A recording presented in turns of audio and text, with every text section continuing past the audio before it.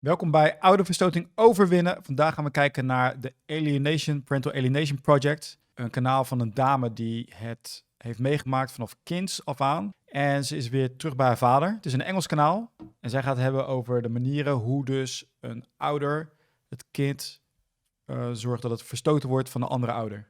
Welcome to the Anti-Alienation Project, where I discuss parental alienation from the perspective of an adult child in the process of recovery and reunification. My name is Maddie, and today I'm going to be discussing all the different techniques that pathological parents use to alienate their children. Let's get started. Parental alienation is on a spectrum, from mild to severe. I've experienced severe parental alienation, but I can also imagine, and I have experienced, more subtle alienation from other family members. Parental alienation can be, in a very, very, very mild case, subtly bad-mouthing or trash-talking your other parent. In more severe cases, such as my own, parental alienation is more than bad-mouthing. Parental alienation can involve actually instilling false beliefs in their child. And these false beliefs are not just about their alienated parent, which is something that people might not realize. Pathological parent will systematically program the child to form beliefs that are false about 4 different things. Number 1, they're going to brainwash their kid to have false beliefs about their alienated parent, about their good, quote unquote, good parent, about the world around them in which they live. And number 4, the parent is going to brainwash the kid to have false beliefs about themselves. And all these 4 aspects will show you, hopefully by the end of this video, why parental alienation is 100% child abuse. So number 1, the pathological parent is going to install false beliefs about the alienated parent, who is actually their loving parent. In my case, I was made to believe and told this over and over a period of 20 years. Number 1, that my dad doesn't love me. Also that he can't feel empathy, almost missing part of his soul. That my dad has narcissistic personality disorder. That my dad is a monster, is selfish, that he doesn't care about me, that he loves my other siblings more than me, that he was a BUSIVE in their marriage. False. So there are lies, there are smear campaigns, and then anytime the alienated parent makes a mistake, the alienator or parent blows it out of proportion and uses it as evidence for their false claims. This is not everything that the pathological parent might be telling the child. They might be telling them even more extreme things. Oh, another thing that I was told that I think a lot of kids are told is that their parent has left them, abandoned them, which is not true. It was not true for my case. There are a bunch of false beliefs that the parent gets the child to wholeheartedly stand for. And not only that, but the child, after a period of time, comes to think that they have made these beliefs themselves. They're their beliefs. They don't see them as their parents' beliefs. They see them as their beliefs. They don't question it. Number 2, the pathological parent is gonna brainwash the child into believing false things about the pathological parent. The pathological parent is going to say, I'm the only one who actually loves you. I'm the only one who's there for you. They will try to make it so that the child can only count on them.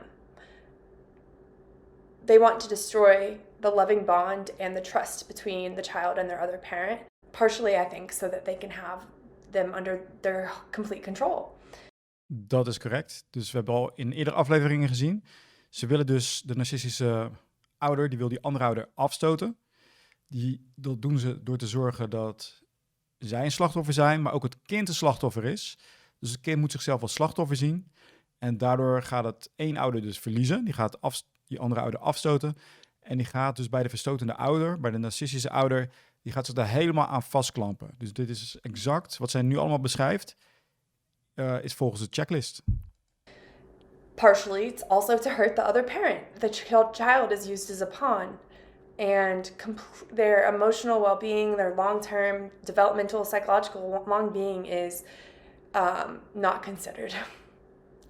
Number 3, the pathological parent is going to instill in them false beliefs about the world around them. This is going to be fear, a lot of fear, that they can't trust certain people in the family, that you can't trust people in general. And if the child, like I did, ever questions their parent, like, why do my brothers have a great relationship with my dad? Why can't they see all these things that we see, you know? Answer would always be that people who do respect and like my alienated parent, they're either stupid, ignorant, or foolish. They just aren't perceptive enough to see the truth. Or Ja, en het doel dus ook om de wereld moet onveilig zijn. Omdat de narcistische ouder die wil het kind bij zich hebben. Die wil, het is een verlengstuk, dus het kind wordt niet autonoom opgevoed. Alles in de wereld is dus onveilig. En de enige veilige plek is de narcistische ouder. he is such a good manipulator that he can put on an act and fool everyone. And the ironic thing about this is that it's a lot of projection. It's a lot of projection because I think the pathological parent is like describing themselves a lot of the time when they go after the so-called bad parent. They're just making that parent seem exactly like they actually are, which is so confusing when you learn about the parental alienation because you're like, oh my God. In my case, I'm wondering, did my pathological parent make the claim and get me to believe that my dad has a narcissistic personality disorder? Did she do that because she thinks she knows deep down that she has the narcissistic personality disorder? Yep. Possibly. So everything's projection. And the fourth and last thing is that the pathological parent is going to get into the child's brain and craft all of these different false beliefs, negative false beliefs in the child about themselves. Now, this number 4 has been the hardest part of this entire process, and I'm talking since I was 9 years old. So I love to read and write. I was always told by my pathological parent that one day I'm going to publish a best-selling book called The Hole in My Heart about why my dad doesn't love me. And I never, this made me feel weird. I never really liked that. I thought it was corny or stupid. I really didn't like when they would say that. And now I realize that these messages about me having a hole in my heart, for whatever reason, my brothers, they could be loved by my dad, but he didn't love me, you know, there's something about me. The messages that I got every day were that I'm flawed, something broken. And then Ja, wat zij nu aangeeft is, ze krijgt iedere dag die boodschap. Dus we houden narcisten van. Die houden van om het constant te herhalen. Dus de pijnlijke dingen. Dus in dit geval bij haar dus dat haar vader weg was. Dankzij die moeder in haar geval. Ze gaat het constant halen. Je vader is weg, je vader is weg. Je gaat een bestseller schrijven over dat je vader weg was.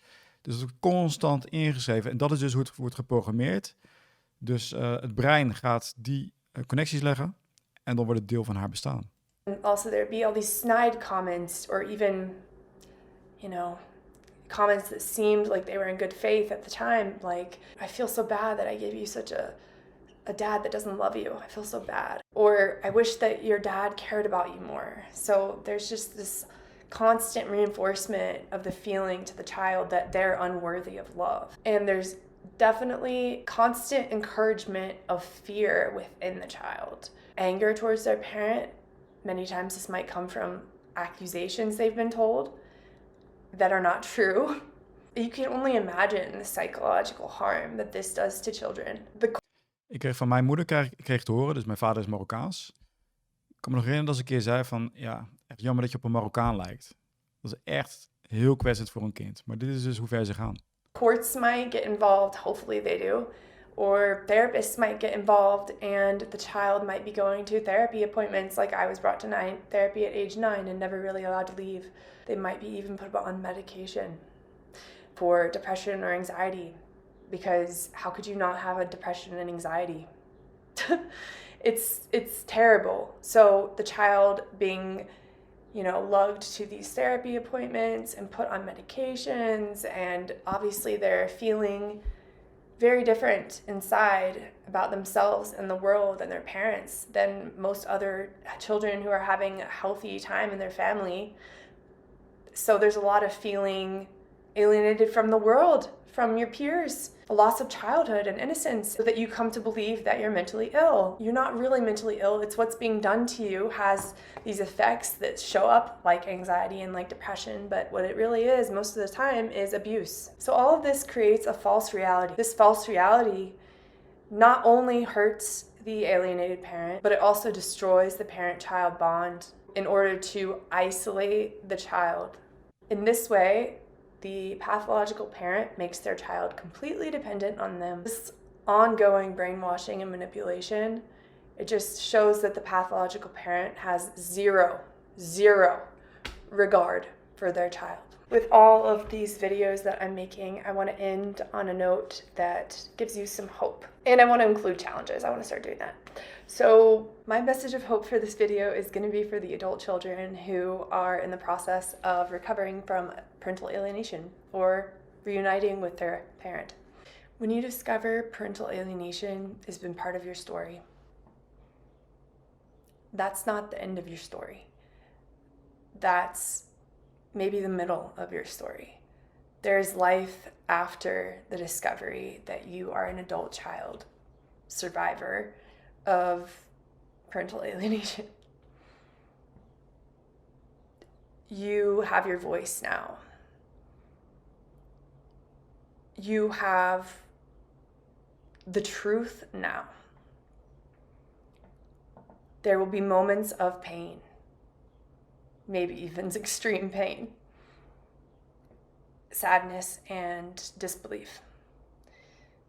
But now you have the truth on your side, which you haven't had until now. I would encourage you to use your voice. My challenge for the week, for myself and for anyone watching who wants to do this challenge with me, is when you catch yourself holding back from your parent that you're trying to reunite with, challenge it. And that can mean telling yourself, catching yourself being like, no, that's not what I believe. That's what I've been made to believe. A lot of the times it's hard for me to be myself around my alienated parent because I never showed them who I actually was. I was never letting them in. Why would I? I mean, I thought they didn't love me. So it's a challenge for me to be my true self in front of them. So that's kind of where this challenge is coming from. I'm going to make an effort to tell them I love them and make an effort to call them first and do things that might be scary. So comment below what you think about this, about what your thoughts are on this video, and whether or not you're going to do the challenge and how you're going to do the challenge. So that Ga naar haar kanaal toe. Zij heeft aangegeven dat ze op het moment dat ze zelf moeder werd, dus ik kreeg zelf een kind, toen vielen er allerlei puzzelstukjes op zijn plek. En toen heeft ze weer contact opgenomen met haar vader. Dus op haar kanaal gaat ze hier verder op in. Dus dit is ook vanuit het gezichtspunt van een kind wat volwassen is geworden en die dit heeft meegemaakt. Dus ook als je als ouder hier naar kijkt, hier ga je dus leren wat jouw kind op dit moment meemaakt bij de verstotende ouder. Ik hoop dat jullie ook langs gaan op dat kanaal. Geef haar ook een like en subscribe. En tot de volgende keer.